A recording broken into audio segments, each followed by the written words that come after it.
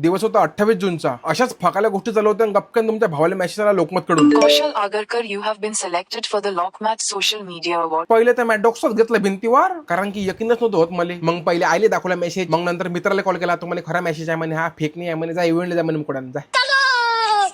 फिर तुम्हारा भाई पहले ही पार्ट 1 में पुणे को पहुंच गया था. मग मस्त तयारी करून घेतली, कडक मध्ये लाईट पट्टी 120-300. मग चुमडीत गुंबडी मस्त गरीबाचा ऑटो करून घेतला आणि आपला इव्हेंट होता कोरेगाव पार्क मधील वेस्टिन हॉटेलमध्ये. आणि पहिल्यांदाच तुमच्या भावानं सुवर्ण पाऊल टाकले होते 5 स्टार हॉटेलमध्ये. आणि इव्हेंट इतका प्रीमियम क्वालिटीचा होता की तेव्हा समजला आपला मावला जागतिक पातळीवर चालू सध्या. मग मस्त मंत्री स्टाईल मध्ये एक रॉयल एंट्री घेऊन घेतली कडक मध्ये. आणि तर बसलेल्या प्रत्येक क्रिएटरला प्रश्न पडला की डप्पळे वाचवायचा सीन का चालू आहे. नंतर माहित पडलं की ही एक ऍक्टिव्हिटी आहे म्हणून.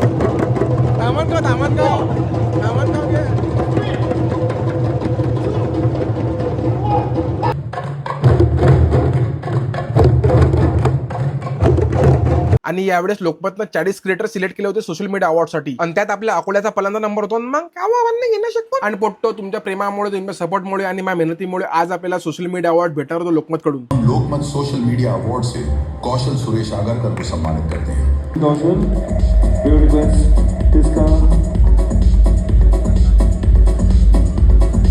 टिल्लू भाई के 2 शब्द और रिएक्शन देख लो अभी. एकदम मस्त वाटत आहे. जे काही इतक्या वर्षाची मेहनत घेतली त्याचं हे फळ आहे.